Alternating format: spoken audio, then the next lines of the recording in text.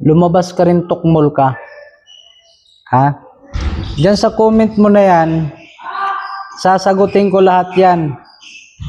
Kinoment mo yan sa post ko. Ibig sabihin, maraming nakaalam, maraming nakabasa. At para sa kalaman ng lahat, unang-una, hindi ko to kaano-ano. Bago kumpisahan ang pagbirada sa'yo, itong sasabihin ko sa'yo, sino ka para buhayin ko. Okay, speaking of kaanak, kaanak ko ang asawa mo, tiyahin ko. Hihimay-himayin natin to para maintindihan mo kung bakit ko siya pinalis.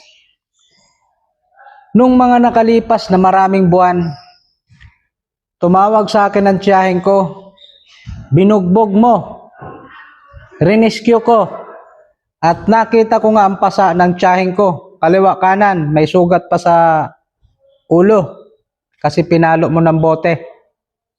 Pasalamat ka, hindi ka namin inabot doon sa bahay mo, kasi alam mo talaga na pupunta ko eh, kasi hawak mo yung account ng tiyahin ko, alam mo yung kanyang Facebook, kaya naka-batche ka.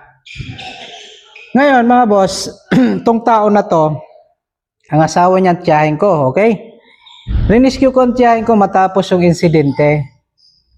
Dahil hindi na tama, dahil ang taong ito, base sa asawa niya, na tiyahin ko, siya kasi nakakaalam kasi sila nagsasama, at base na rin sa mga kapitbahay nila, kaya nagagawa nitong taong ito, dahil di umano kumakain ito ng bato.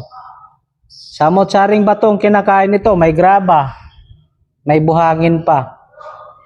So bilang isang pamangkin, eh syempre, re-rescue natin at kukuhanin natin yung ating tiyahin. Baka mapano.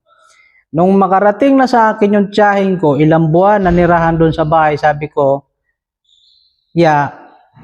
kahit dito ka sa bahay hanggat gusto mo, walang problema sa akin yan. Maligtas ka lang dyan sa asawa mong bangag, sabi mo. Okay. So dahil nga siguro pagkalipas ng ilang buwan na-realize ng aking tiyahin dahil may anak kayong gunggong ka at tayo na lumaki ng inyong anak na walang tatay, so nagkayos kayo, labag sa kalooban ko, pero wala akong magagawa dahil siyempre kanya-kanya tayong may sariling pag-iisip. Pinagbigyan ko kayo, wala kayong narinig sa akin. Tapos ngayon, itong kasunod na naman, bumalik sa akin ang tiyahin ko.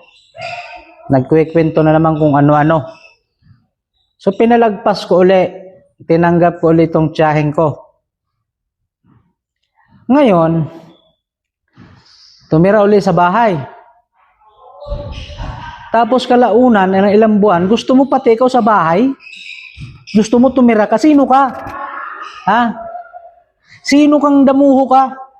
Na pati ikaw gusto mong buhayin kung hinayupak ka? Ha? Sino ka para buhayin ko? Nanggigigil ako sa iyo eh. Kaya ako pinaalis yung tiyahin ko sa bahay ko dahil ayoko na nandun ka, baka kako kung ano pang magawa ko sa iyo at kung ano rin ang magawa mo sa akin. Sa madaling sabi, iniiwas na lang natin ang ating mga sarili na walang mangyaring masama. Naintindihan mo ba yon? Sa bagay, hindi mo maintindihan yan kasi nga kumakain ka ng bato at buhangin. Ha, boy? Para sa kalaman mo. At lahat ng ginawa mo, boy, naka-blatter yan. Hindi lang sa barangay, maging sa pulis.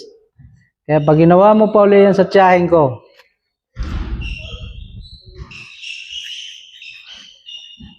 alam na ang kasunod.